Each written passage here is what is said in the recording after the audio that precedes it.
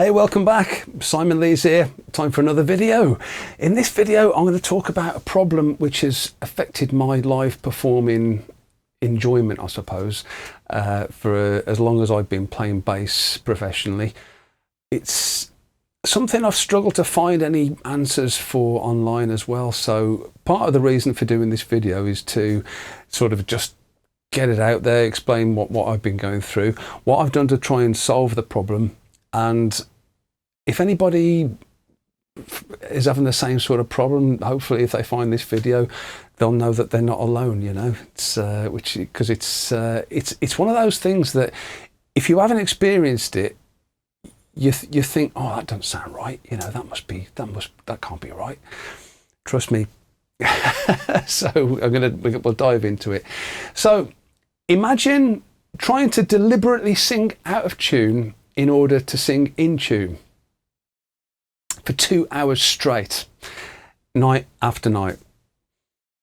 People used to say how clever Les Dawson was to be able to play bum notes during his on the piano during his comedy routines.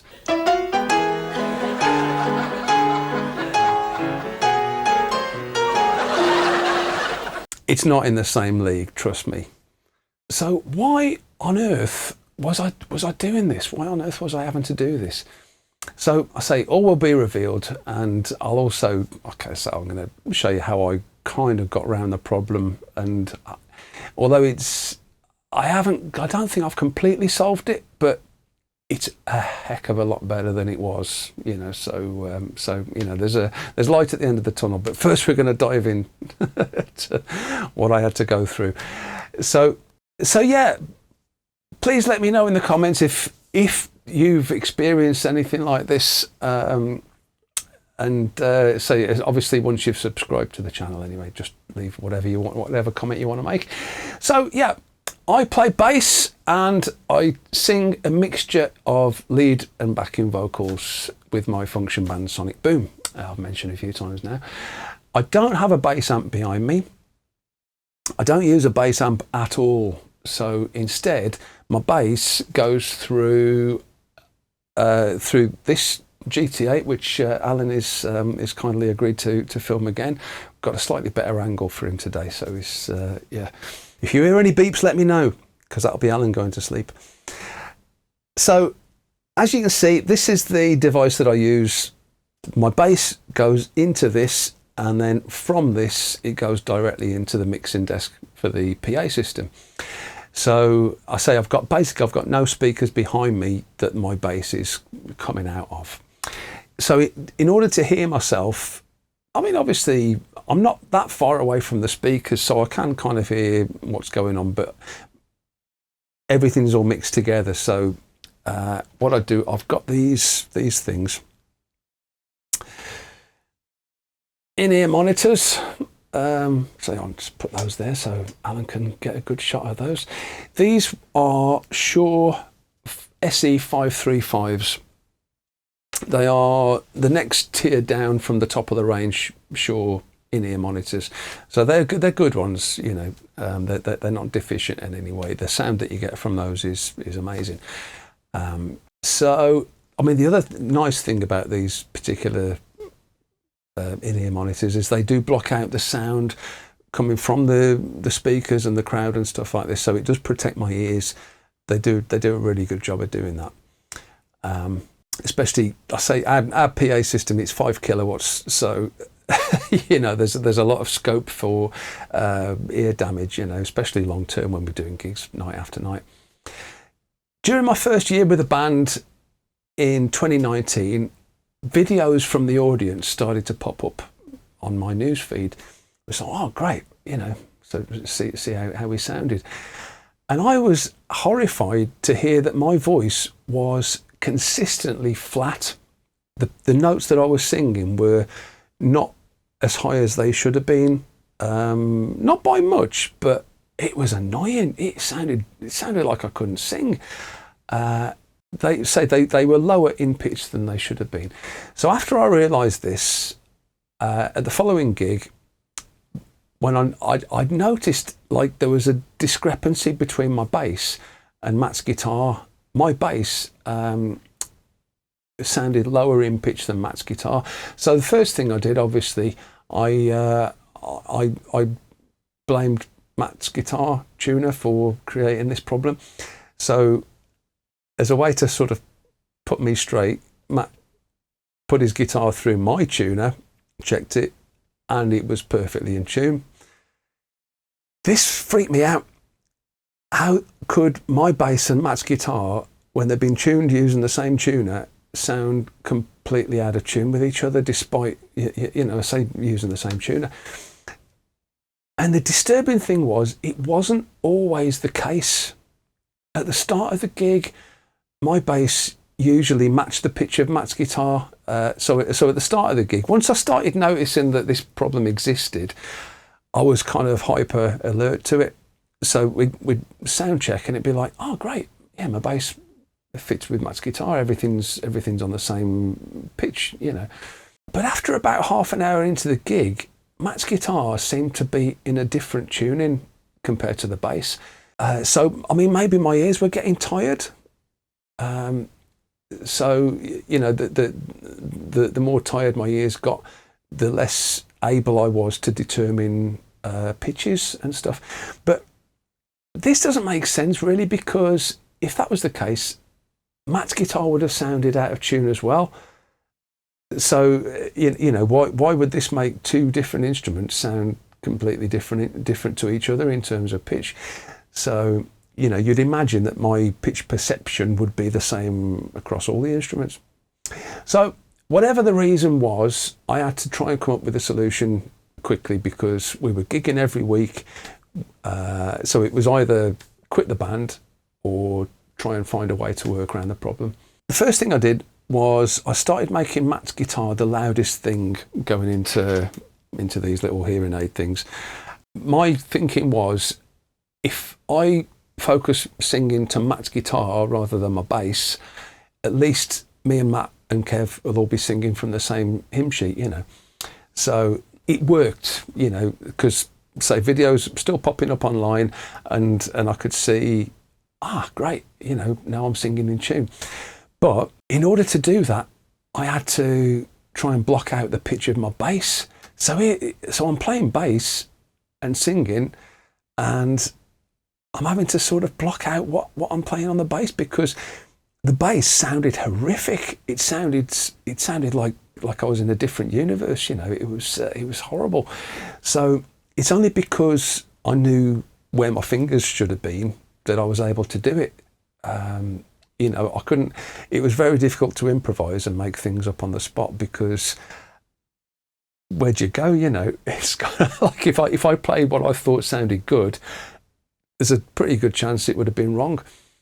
I mean, on some gigs it was so bad that my bass sounded almost a semitone, which is a half step in American language, below the pitch of Matt's guitar. So, I mean, even as recently as 6 months ago, which was back in August 2025, we were sound checking a song that we hadn't done that many times, and it was in a venue where I was standing right on top of the speaker, right next to the speaker, and my pitch problem was so bad that Matt and Kev had to actually stop playing. I was actually playing the song in a different key, and I was playing it one semitone higher, or one half step higher than what Matt was playing, because that's what I thought sounded right. And I really couldn't tell the difference. And the guys were looking at me going, "Sorry, what are you doing?" So I say, during the 7 years I've performed with Sonic Boom, playing bass and singing, I have tried all sorts of things. I've tried one earpiece in, one earpiece out, no earpieces at all, changing the levels of each instrument and vocal microphone using the mixer that I've got on my tablet, which is attached to my mic stand, turning everything down to try and reduce my ear tiredness, my listening fatigue. It has driven me absolutely crazy. And as I said, I had to deliberately pitch my voice just a little bit higher than what sounded in tune to my ears. So in order to be actually in tune with the lads in the band. Later video footage did confirm that this approach had worked. My voice was now blending perfectly with Matt's and Kev's voices, as well as the guitar and the bass. But mentally, it was exhausting. I mean, can you imagine? Can you imagine having to make those little calculations for 2 hours straight whilst you're playing bass and trying to put on a show? I think playing bass while singing isn't that easy anyway, because playing bass, it's a little bit like playing lead guitar. And lead guitar is a lot more complicated than rhythm guitar, you know. So if you're just standing there playing chords and singing, okay, it's a challenge, but it's not the same. But when you're playing bass and you're moving your hand, and of course the neck on a bass is a lot longer than the guitar, so you have to move your hand further. So it's not easy. But I say, by having to actually block out the sound of what I was playing so that I could sing at a slightly higher pitch, it's just another level of difficulty. I mean, looking on the bright side, I guess the extra brain workout might delay Alzheimer's for a few years, you know, so every cloud. What I did notice was on some gigs, the pitching problem was not as bad. So I say it wasn't the same every night. It ended up being a similar sort of result, but to a greater or a lesser degree. Wasn't always the same. So the ones where I was doing a bit better were gigs where the speakers were further away from where I was standing, such as large marquee gigs, which we do, especially in the summer, and festival stages, which I didn't really have much of a problem on festival stages, because the speakers do tend to be much further away from where we're standing.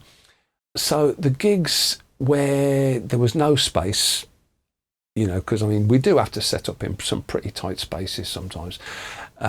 So the gigs where I'm standing literally right on top of the speaker and I can't move, and the speaker's there and I'm here, these are the most difficult ones. So one possible explanation, I don't know if this is true, but you know, we can maybe find out, was because I'm behind the speaker, I'm hearing a kind of Doppler effect, which is the sort of thing that if you're standing on a pavement and a motorbike comes past you, as the motorbike goes past, the pitch of the engine sound gets lower. So I don't know if it's something to do with that, because I'm kind of behind the speaker. As I mentioned before, my these in-ear monitor things, not sponsored at all, you know. I'm mentioning them because they are good. They're pretty good at blocking out external sounds. So when I've got them in, you know, it's a much more relaxing experience, really. But bass frequencies are terrible. I mean, they can travel through concrete if the sound's loud enough. So our bass speakers are over 1200 watts RMS each.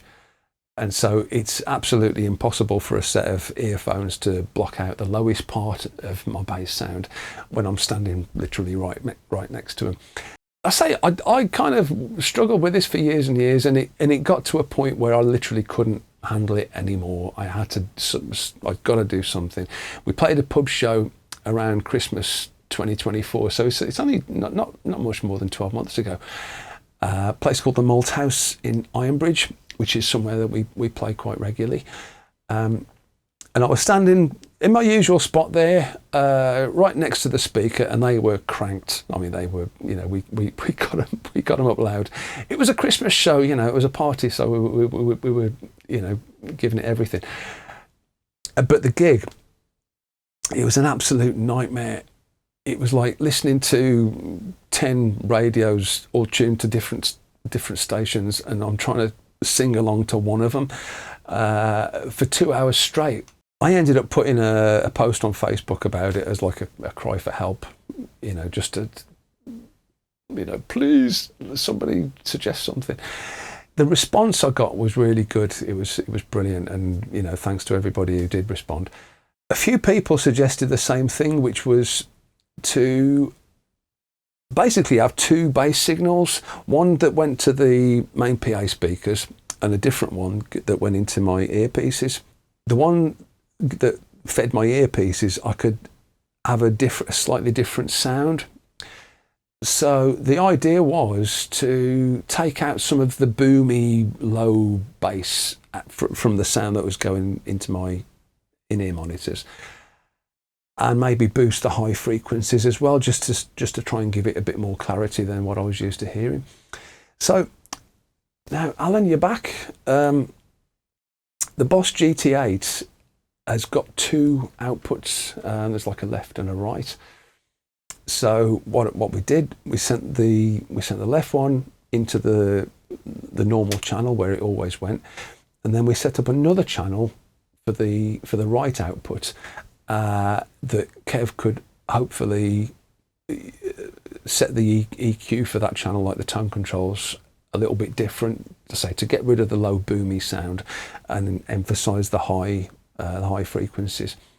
This did help, but it didn't completely solve it. I was, especially in smaller venues where I'm standing right by the speakers, I was still getting this problem where my bass sounded just a bit lower than the guitar, which meant that I couldn't afford to sing to the bass, which is kind of what I want to be doing, you know,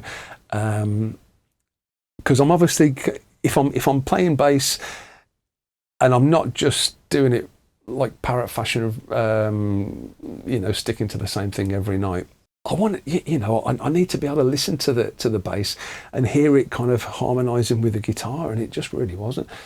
So it's something I've always kind of known about the GT8, but never really explored it, because as I mentioned on the last video that I did, the Budgie one, where I talked about writing that I Don't Want to Throw You song, I bought this like 20 odd years ago, and so, as is always the case when I buy things like this, I tend to do a deep dive and find out all the ins and outs.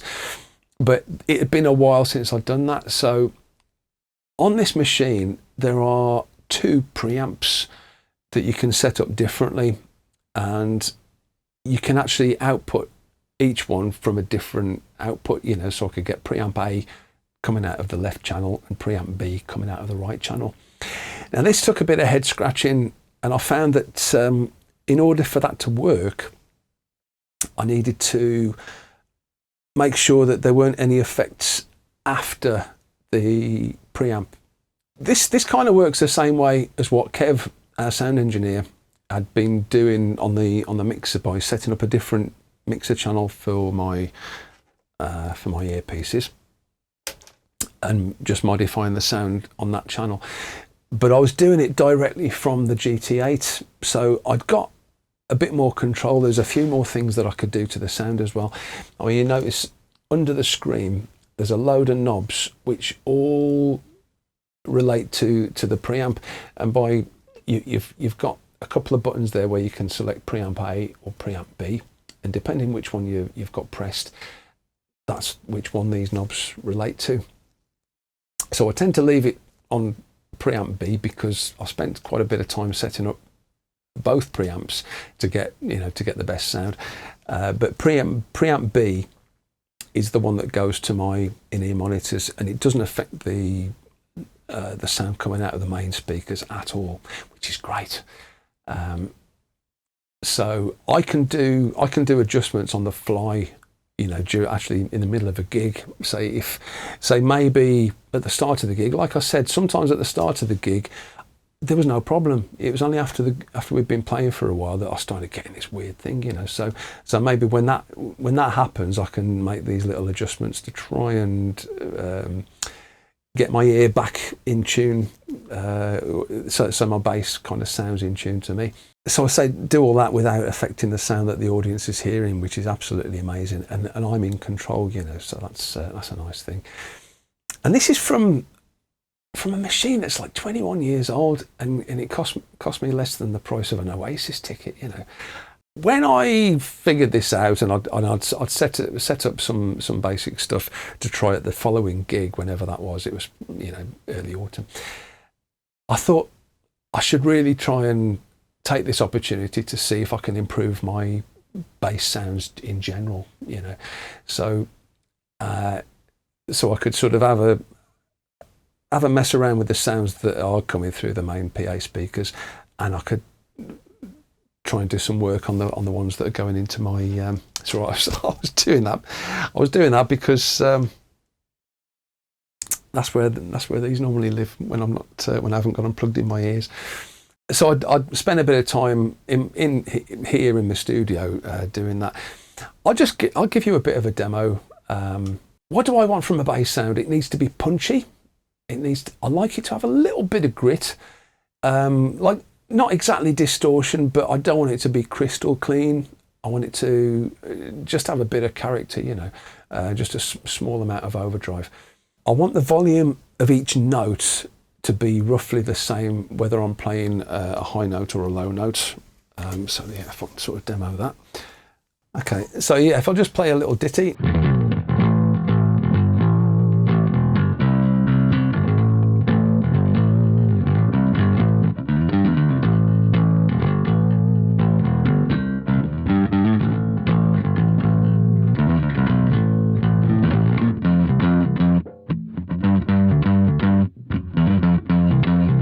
So you see, when I'm going to the higher notes,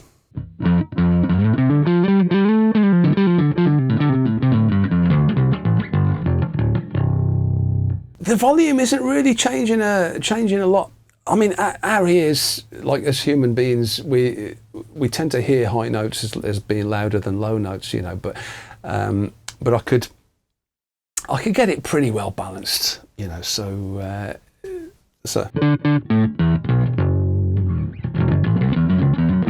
And I think this is kind of partly why Kev's finding it a little bit easier to mix my bass. So whether I'm playing high notes or low notes, you know, one setting on the mixer will work for everything. You know, so that's a really good thing. This is a 5-string bass, so it's got some really low notes here.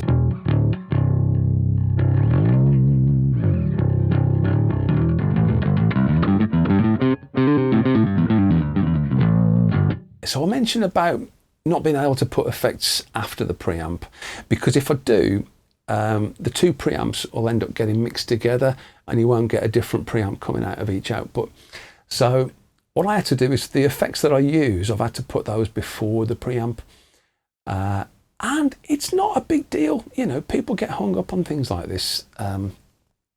So this little pedal here goes by my mic stand, and this pedal board, believe it or not, goes behind me, because we play gigs where, I mean, they're parties, you know, people are getting drunk and they're falling over, you know, they sometimes crash into us. So I'd much rather them crash into that than crash into that.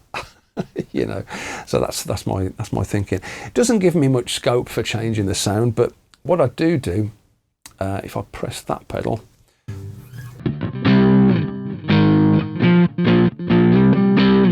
so when we play things like You Give Love a Bad Name, I mean, we're a 3-piece band, you know, we've got drums, bass, guitar, and we all sing. So when Matt does the it's no good if I'm just kind of playing. I have to play something with a bit more meat, so I'm going.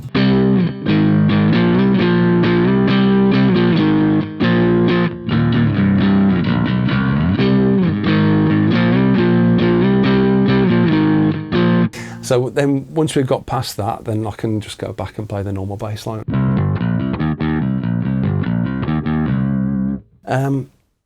You notice I've got a little bit of echo as well as the extra bit of distortion. You know, it's great.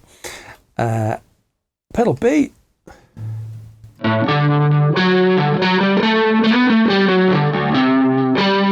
You know, that's got the the Sweet Child of Mine effect, otherwise known as chorus.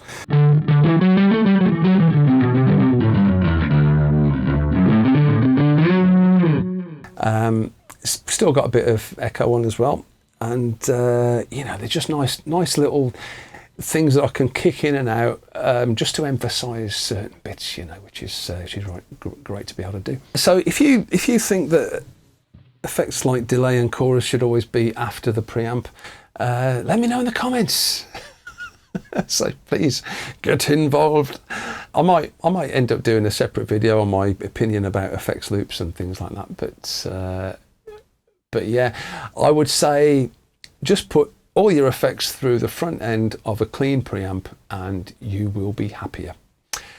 I'm going to just play a couple of bits, and I'm going to switch between the two sounds so you can hear the difference in the sound bit that goes through the main speakers that the crowd hear or into my earpieces, you know.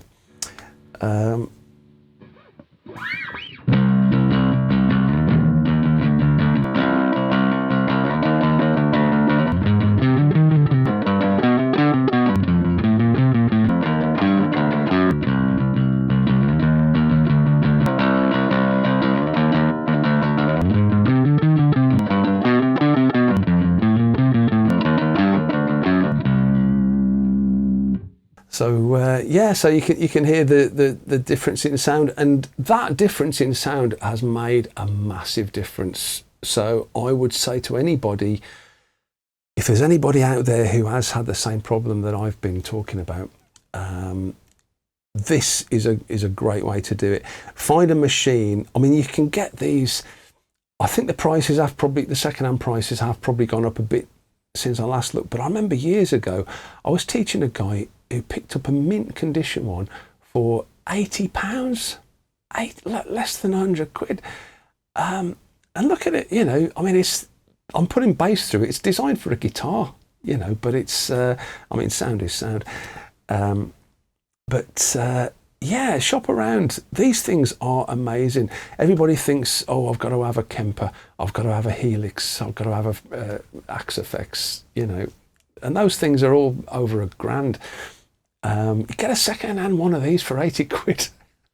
You'll be absolutely chuffed that you did, you know.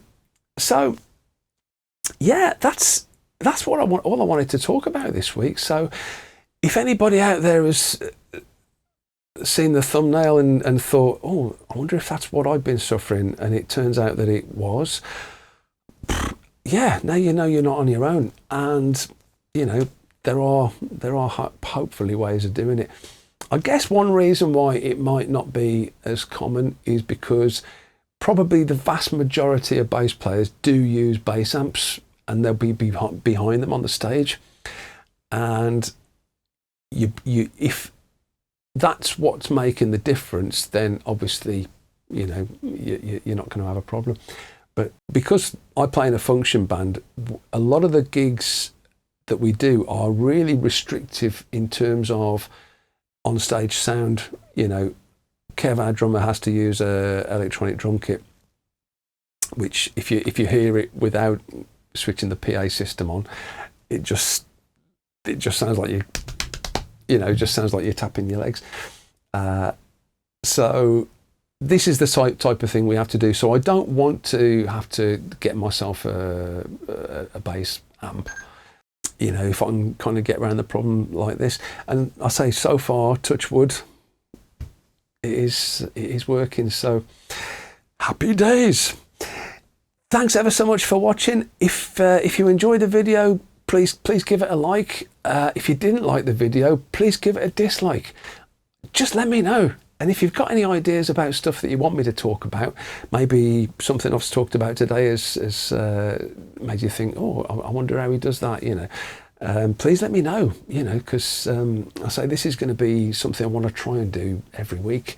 As always, please subscribe. If you haven't subscribed already, that would make doing this all worthwhile, you know. So yeah, please do that if you can. Lots and lots more coming up anyway. I've still got plenty of ideas left, so don't worry about that. And I'll see you next time. Alan's gone to sleep now. Cheers.